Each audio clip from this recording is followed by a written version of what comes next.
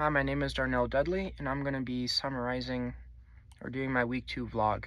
We started it looking at Du Bois, and he talks about double consciousness, and this was written around 1903 during the heart of Jim Crow laws. And what double consciousness is a psychological tension of seeing yourself through the lens of a prejudiced society.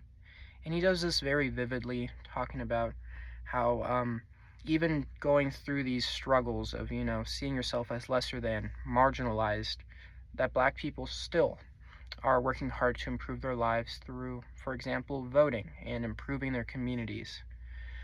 Du Bois also has an argument or a criticism of Mr. Washington because he sees Washington as compromising on too many things, and his solutions of, focusing on education that trains people to work and to not disrupt the peace within communities is a form of a negative peace, because even though there's no conflict, there's also this continuation of treating Black people as second-class citizens. Du Bois would rather, rally people behind the right to vote, civic equality, and providing an education for the youth that is more deserving of equality. But these differences, they show how the Black community was not united in just one way of thinking, how there were disagreements, and that disagreements are important and essential in a healthy democracy. And in the conversation between Giovanni and Baldwin, you see this intergenerational conversation between Baldwin, who lived through, the civil rights movement. He was around 50, in his 50s when this was produced in the 1970s. And Giovanni, she was in her late 20s, and so she's kind of reaping, the first generation to reap the benefits of it. Giovanni, she reminded me of my grandparents, who are in their 80s now, so they would have been around the same age. And their conversation of the game, which, alludes to the systems of racial categorization that benefited some people and exploited others. In this case, the Black people, they were exploited within this hierarchy.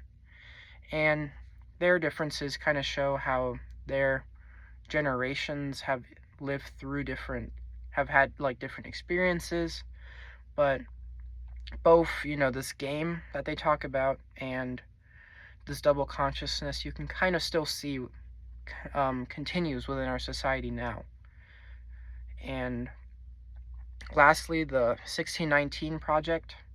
What struck to me is also this conversation of the Black people problem. You see this when Abraham Lincoln is discussing, emancipation, where he proposes, this idea of African Americans leaving the United States and going to West Africa, because in his view, emancipation was not the same as racial equality, and so there would be this continued tension.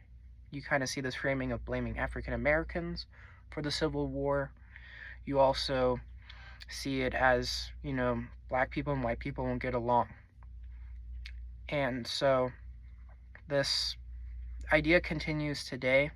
In my own life, growing up, I was in a predominantly white community, and I've been thrown the fact of statistics, the high poverty rate, higher crime, and lower college attendance, and how this is so called rooted in Black culture.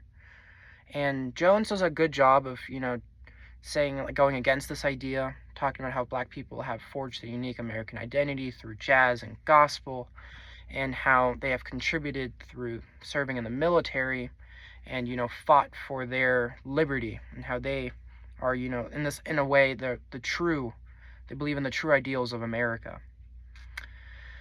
And current events, looking at what's happening with the ICE protests and how immigrants are being treated by ICE in a very negative way, I think really goes against what America stands for, how everyone, no matter if you're a citizen or not, should be given the right to due process and not treated like just a criminal.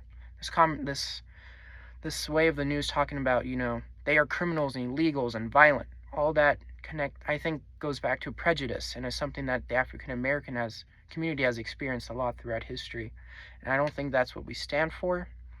And so in that way, I kind of see how our readings connect to even the ICE protests now.